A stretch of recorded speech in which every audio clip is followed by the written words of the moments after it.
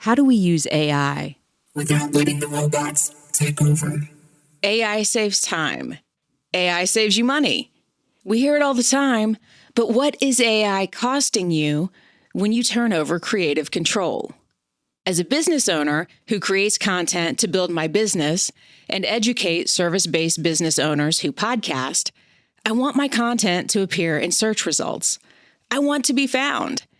And then when someone magically finds my content and presses play or reads my blog post, I want them to immediately feel some kind of feeling or connection with me.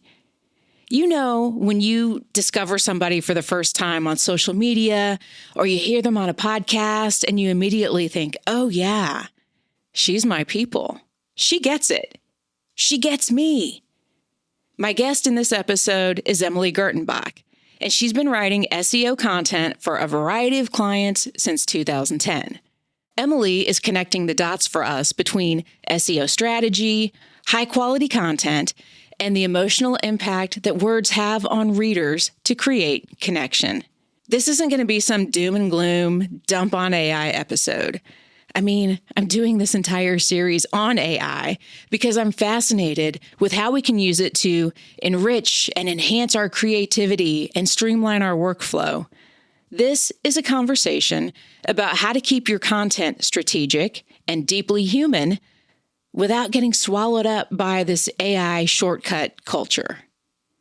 There are 3 key takeaways I want you to listen for. The first one is what happens when a brand's copy feels off. Emily is a hockey fan and shares a real-life example from the world of women's pro hockey.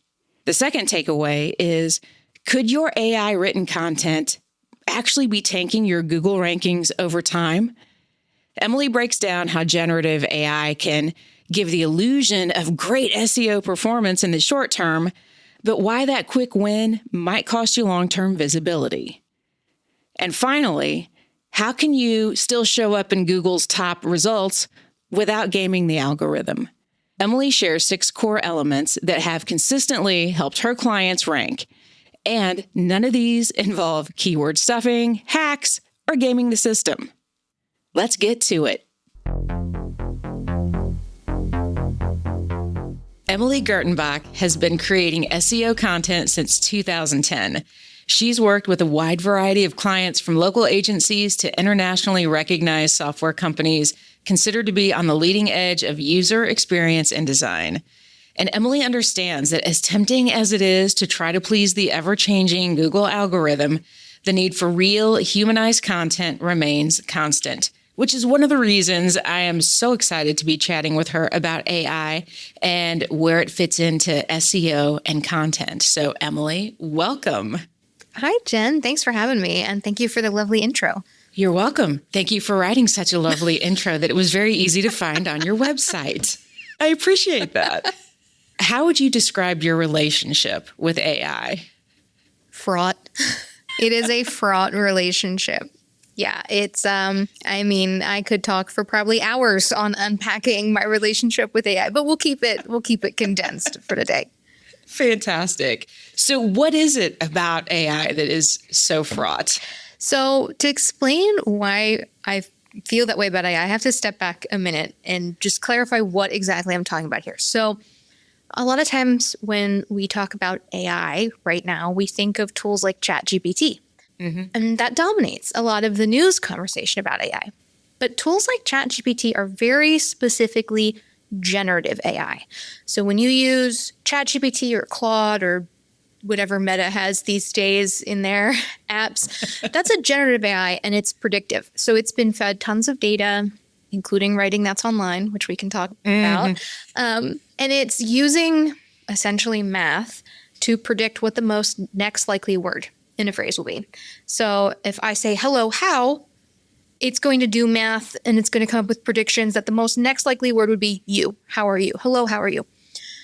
Now, there's another type, we'll say AI too. There's AI that falls under the broader umbrella of more general machine learning. So if you've noticed, probably a lot of the tools you use, I know tools like ClickUp and Monday have done this, and one I use called ClearScope, they start smacking the word AI on everything, but the tool isn't noticeably different than it used to be. So that can seem confusing.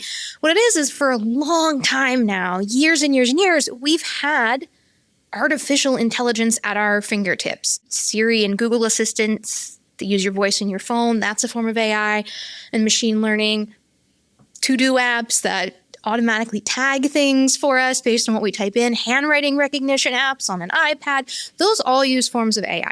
So that's my long way of getting to the point that right now, what's giving me a fraught relationship with AI is not that older form of machine learning where we're using computer processes to speed up routine tasks, to apply labels, maybe to sort through all the data in a spreadsheet and come up with, a summary for us. My issue is with generative AI, and the issue is two-pronged. One, I have a problem with the fact that generative AI tools exist because they've been trained on often copyrighted data made by writers, artists, musicians, other creators. There's been no financial compensation for that. And also, it really grinds my gears that it's being touted as a replacement for those human creators.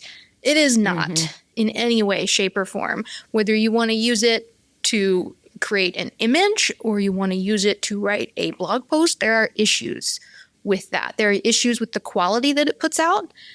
And if someone who is not an artist, not a writer, not a blogger is using it, they may not have the professional expertise to spot those errors, and then we continue to run into more issues. That's a lot. Yes, that was a very long answer. On your website, you've got a fantastic blog post that you've written about why you cannot rely on AI to write your critical brand content. So can you share a little bit of that, your thoughts on that here? And then I'm also going to put a link in the show notes so people can go check that for more detail. Sure. So I'm glad you enjoyed that post, and it is something I feel really strongly about. So an increasing number of brands are starting to use AI to write key blurbs for their site, landing pages, blog posts. And part of the issue is that what it generates, the output you get, is extremely formulaic. So as I mentioned earlier, generative AI is a predictive process. It cannot create net new ideas. And even if what it's spitting out is not plagiarism in the sense that, not like you're lifting an essay from your friend in school. Right. But it is spitting out recombinations of things that have already existed. It is programmatically impossible for it to come up with something that is as completely new and unique as you or I might with our human brains and our human vocabularies. And when you do that, it strips an emotion out of it. And I know that can sound very esoteric, but one of the examples I put on my website is, so if I ask ChatGPT to create a haiku poem about rain, it's not going to give me something that's an actual piece of musing on rain and how it smells and how it sounds. It is going to give me 3 lines of words that are statistically likely to appear next to each other when the word rain is involved and the word haiku is involved. Mm-hmm. And so you're going to wind up with something extremely top level. And what really got me thinking about this for my blog was I am a big fan of the Professional Women's Hockey League, Go Boston Fleet. And when they rolled out their team names, the content seemed off to me. It seemed like maybe it was written by AI. And I'm not part of the league's marketing team. I'm not saying they did or did not use AI. I'm just saying what I saw as a fan, my perception as someone who uses AI tools a lot in researching them and testing them for work, read as AI to me. It didn't have the, sports can be a very personal thing. I live in the Boston area. I live a few blocks from the stadium. I was all hyped for the team to get a name. I know there's fans in New York and Montreal and Toronto who feel the same way. And the descriptions of the team names didn't seem to be written by anyone who had passion about those cities. So I fed the descriptions through an AI evaluator, which is not 100%, but they got pretty high scores. And I was let down. I was disappointed as a fan of the team who'd been waiting for a year for these teams to get their official names, because when the teams first launched, they didn't have names and mascots. I was let down. I was like, I feel really strongly about the Boston Fleet. I want to have this written by someone who's hyped up about it, who's hyped up about New York, who's hyped up about Montreal. And that didn't happen. And so I'm still a fan, of course. I still go to the games. Yeah. But it actually made me sad, and it made me feel a little differently about the organization. And I thought, again, I can't say for sure whether they did or not. It was just the perception I got. But it made me think about how many people I know who might be using AI for their brand content. And they might be inadvertently letting people down because it doesn't have that human connection to it. It feels robotic. Yeah, and with something like a sports team that is so personal. Yeah. Maybe if you would have had a woman write it about the hockey team. I'm right here. I could have written it. It's not like they couldn't find somebody. Yeah. Did you go look at the descriptions for the other teams? Oh, yeah. And did it all kind of feel the same? Yeah, I read them all. I fed them all through an AI evaluator. They did not score very human. And again, I know that isn't foolproof, but I am someone who's tested these tools a lot for my clients and for work and for research. And so I was reading pretty AI to me. And the descriptions were actually taken off the website eventually after I published my blog post. Not saying I had anything to do with that, just saying that is a thing that happened. Interesting. Yeah, it was very interesting. So have you had clients say, hey, I guess we don't need you anymore. Now we've got AI. It's magic. It's really good, Emily. You should check it out. Are you having those conversations, or are they like, so Emily, what do you really do now that we have this tool? Luckily, I have not had those conversations. I am lucky that I have my recurring clients I've been with for some time now, and I'm lucky that they all really recognize the value of having a human creating content. Some of my clients are interested in exploring ways to use AI in the process, not to create the end result, but can it be used to help parse data? Can it be used to help speed up the process of pulling statistics out of reports?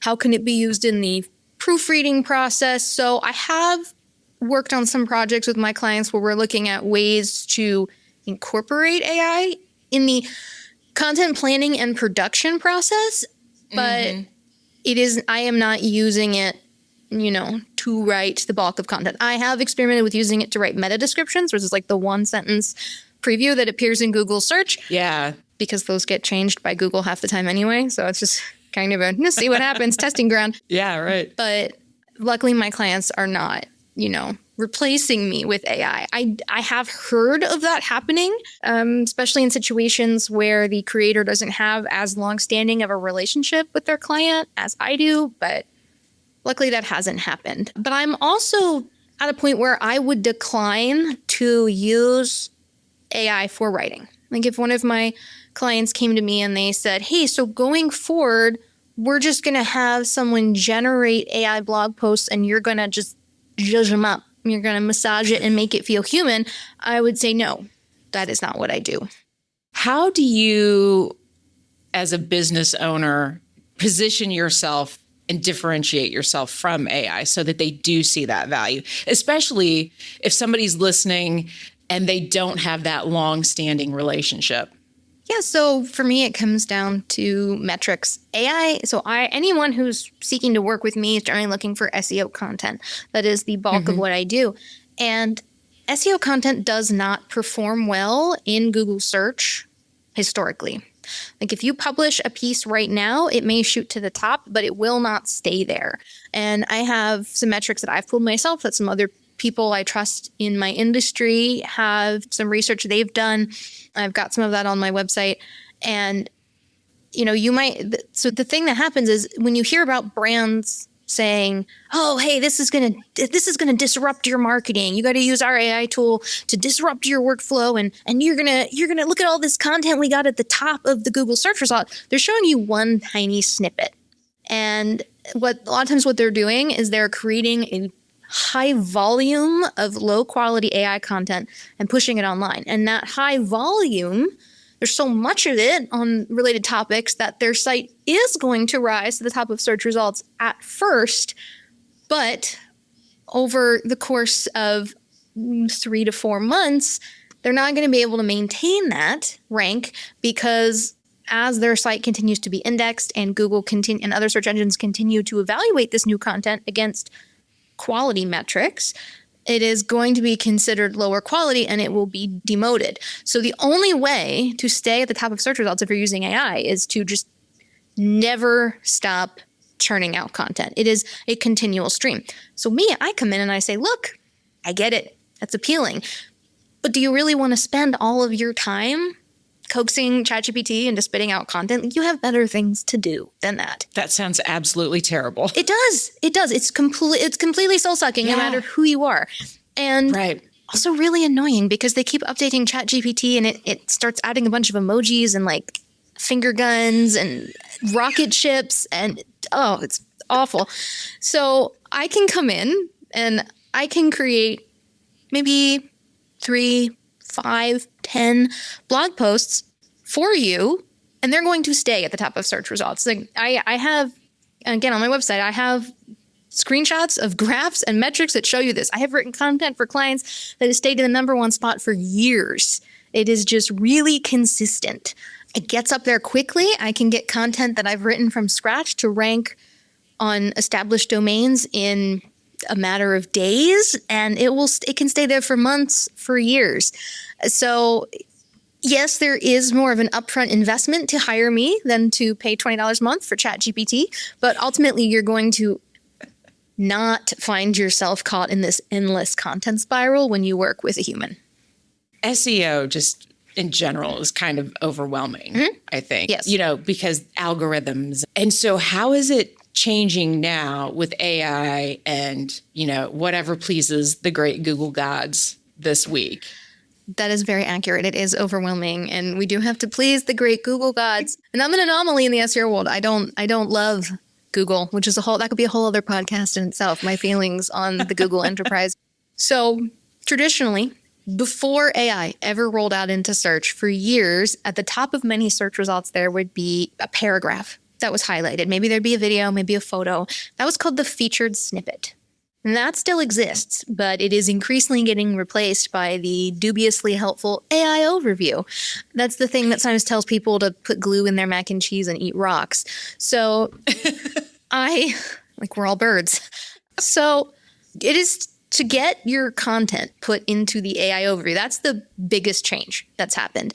Google used to be there was just content listed in a line, websites you could click on. Then it was ads and then websites. Then it was the featured snippet and then ads and then websites. Now it's the AI overview and then more ads and then your websites. So now a lot of people want to land in the AI overview because it is the new #1 spot on Google. So the way to do that is to approach creating content like you would for the featured snippet, which is the way that you do that is you really focus on not what does the algorithm want, but what does the human end user want? Because despite all the layers of algorithms and Google being like, maybe we changed something, maybe we didn't, wouldn't you like to know? At the end of the day, this is all geared to 1, make Google money, and 2, feed information to humans. So setting aside Google making money, you got to focus on feeding information to humans. So what does the human end user want to know? What is the search intent for that query? When you go to that page, are you seeing people mostly putting up sales pages, long blog posts, interviews? That gives you an idea of what people are expecting, what people want, and creating a similar type of content can help you appear in that AI overview, appear high up in search. Also, just providing real value. The number of times I go to a website. Well, here's an example for you. So I have recently taken up swimming. I'm trying to swim long distances. I was curious how many arm strokes it takes an intermediate swimmer the average intermediate swimmer to go 25 meters. I looked online. I clicked on the first result. I got some AI SEO schlock that one of the subheads was, can you swim with banana peels on your feet? And this is actually a good example of why AI doesn't work for SEO, because if you go on to like the swimming subreddit, there's a lot of people who ask, hey, my feet cramp up when I swim. What do I do? And the solution is to eat a banana. You need more potassium. So feet and bananas. The idea is you eat the banana, but generative AI doesn't understand that. So someone wrote this blog post and they used generative AI, and generative AI was like, well, there's a lot of content that pairs feet with bananas. So it spit out, can you swim with banana peels on your feet? When in actuality, it should have been, how can bananas help you swim better? So you want to create real values. You don't want to use AI and rely on just what the AI says, because you might wind up with something like that, where I'm the end user. I'm thinking, I got off that website so fast. I think they were selling a swimming plan app, but I wouldn't know. I'm never going to give them my money. So really focusing on the human and actual real value is key. So it's really the same thing that we've done for years and years. Yeah, it's really the same thing we've done for years and years. It's easy to get caught up in the whole, oh, well, Google did this, Google did that, but they're not very transparent, and trying to keep up with all the things you think Google might have changed, it just doesn't get you anywhere in the long run. I have another blog post on my website where I talk about something called the searcher's hierarchy of needs. And it is 6 things that you need to focus on in order to achieve good rank. And it does not matter whether there's an AI overview on the search result page. It does not matter if Google says they've updated an algorithm recently. Like, over the past 15 years, these are the 6 things that have remained consistent that you can focus on. But so it sounds like I have some more homework to do. Everyone has homework to do. I always have homework to do. You know, there's always something new. There's always something new to learn. But these 6 things are a good place to start. It's focusing on accessibility, comfort, readability, connectivity, privacy, and trust. But you can't use AI to do a lot of those. And I explain more of that on the site. Yeah. But it is a very human process. It needs to be by humans and for humans. I kind of feel like that is just the bottom line of all of this. Yeah. Yeah, it really is. So, you know, when you hear about SEO being the great disruptor and it's gonna revolutionize everything, yeah, it's probably going to revolutionize how fast you can sum up data in a spreadsheet, and it can be great for pulling out. If there's a long PDF report that you've read and you just wanted to pull out certain facts and figures, it can be really helpful for that.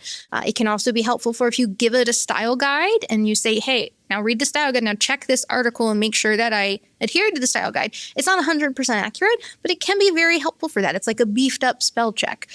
But when it comes to actually creating content, it cannot create new things. It can't create new pictures. It can't create new videos. It can't create new content. None of it's actually original, and that's the big problem. Do you have any AI tools that you as a business owner are currently using that you're like, oh, this tool was amazing though, like it really helped me with a process or something like that? So not necessarily writing based. So not generative. So because generative tools are so text and image based, I play around with them so I'm aware of what they're doing, and you know, if they ever get better and I'm suddenly wrong, great, then I'll know. But for me, I do use, and have for a long time, used really helpful tools that use that broader form of AI, that machine learning, artificial intelligence, not generative, but based in data. So one I really like is called ClearScope. It does not have a generative aspect to it. It uses machine learning to analyze what's currently ranking highly in search results pages and gives me as a writer and an SEO consultant feedback about what is and is not working for those competitors so that I can create content that is more likely to outrank them. Great SEO tools like SE Ranking and SEMrush and Ahrefs, those have all used variants on artificial intelligence and machine learning for a long time. I still use those. They have rolled out some generative features across the different platforms. Again, I don't find them useful. So for me, you know, I am not a numbers person. I'm a words person. So these tools help me analyze data sets that have existed. So that's what I still rely on. But I've been using those tools since before they had AI smacked on the label with the little sparkle emoji. Oh, yeah. I feel like there's a lot of sparkle emojis happening. Yeah. Yeah. It's become the sort of industry standard logo for that. One other AI tool that I think does have potential, and this is a generative tool, but I think it has potential for helping business owners within their workflow, is Notion AI. So if you are someone who uses Notion to type a lot of documents up, you can add the AI on and it can have more contextual understanding about your workspace, and it can help you find information from within your own knowledge base. That interests me. The Notion interface just doesn't work well with my brain, so I don't keep my documents in Notion, but I think that intrigues me. One caveat, though, is that anytime you feed information into any tool with a generative AI aspect, there is a chance that it can be used to train those models. And sometimes when you pay for them, like when you pay for ChatGPT, it says your data will not be used to train the workspace, but that doesn't mean they can't see it. It's not encrypted. So when you feed the data in, it's not private. It might not be used to further advance the algorithm's ability to pair together words and sound like you, but it's not private. Interesting. What are your thoughts on, I work with a lot of podcasters or business owners that are like, I'll help them do the launch. And then they're like, okay, I'm going to, take care of my editing and show notes and all of that stuff myself. I'm like, great, fantastic. What are your thoughts about the tools to like summarize the show notes and then create blog posts or social media? Because, we've got to repurpose absolutely everything that's ever come out of our mouths now. Yeah. So as far as like, I do love it for timestamps and sometimes just giving me the summary of like, what did I actually talk about in this episode? So helping me kind of categorize things. But what are your thoughts? Are there any caveats with that?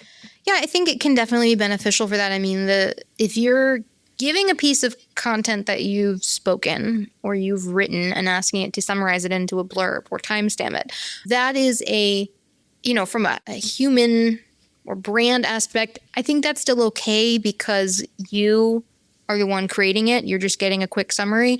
It still is going to have that human feel to it because you didn't have the AI generated. It just condensed a snippet for you or added timestamps. Yeah. I used to work as a news correspondent, like for newspapers, and I would use AI transcription tools well before we were even talking about generative AI because it was super handy to have.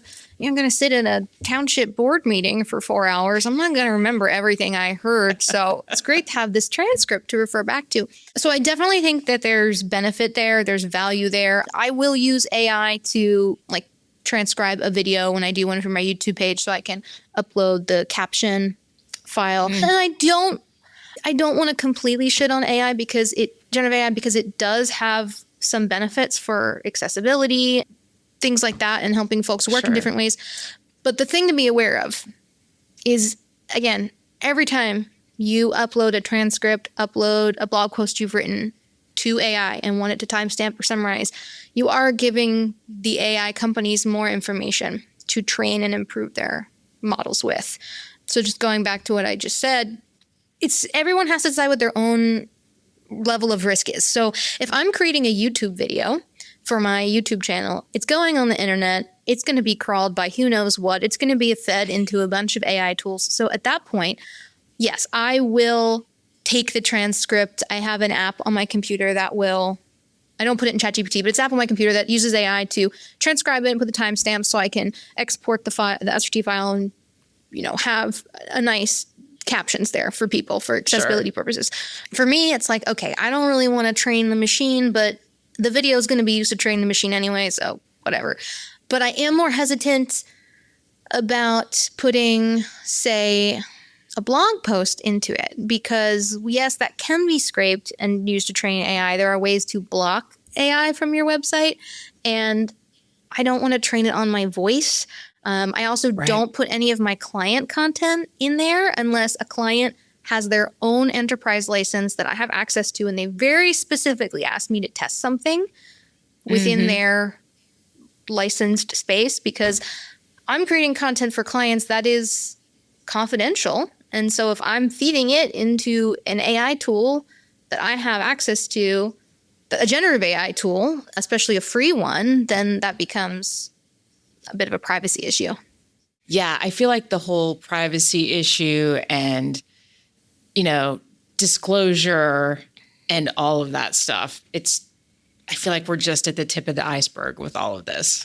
Yes, we are. And I am, of course, by no means, I'm not a lawyer. I'm studying on my own for my own interest, AI governance best practices, but I haven't gone to university for this. I'm not officially licensed in it. So with that caveat, Right. Generally speaking, it is important to put a disclaimer on anything that you are creating with generative AI so that people know. And I also think it's really important to put a disclaimer or a note on things when the people you're collaborating with might have their likeness or their voice fed through AI. Like, I get very uncomfortable when I get onto, a podcast recording like this, I'm not uncomfortable because I know it's going to be transcribed. That's just how these things have worked for a long time. Yeah. But I feel uncomfortable when I get onto a random Zoom call with maybe some people I don't know. Maybe it's a networking call. And some of the attendees have various AI meeting assistants joining. I consented to our podcast interview today, and I know you, and I know, I trust you. When I get on a meeting with some people who maybe I've never met in a networking group, how is my likeness being used? Is it being stored in their company's transcription tool? What is this?